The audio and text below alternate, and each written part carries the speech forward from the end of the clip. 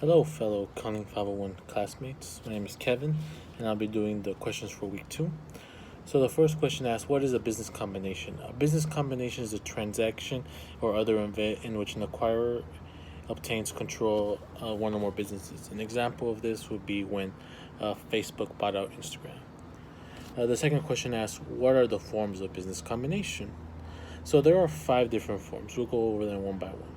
The first form is statutory merger through asset acquisition, and that is a dissolution.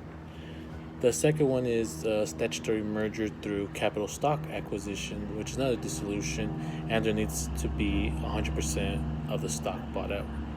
The third is statutory consolidation through capital stock or asset acquisition, and that is a dissolution, and when two companies become one, they both dissolve. The fourth one is acquiring more than 50% of the voting stock. So there's no dissolution in that one. Each company still has their own company. The fifth one is control through ownership of variable interest. And there's no dissolution in that one. There's a primary beneficiary, and there does not technically own. They control through leases, participation rights, guarantees, and other interests. The third question asks, at the date of acquisition, what are the journal entries to record an acquisition when the solution takes place? So you would debit your current assets and credit the notes payable, cash, common stock, and additional paid-in capital. So when the consideration is equal to the assets and liabilities, you will debit your identified assets, whichever they may be, and you will credit your identified liabilities, cash, common stock, or paid in capital if you used it. Now, when the consideration is greater than the assets and liability, you would debit identified assets and goodwill, and you would credit identified liabilities, cash, or if you also use common stock or paid in capital.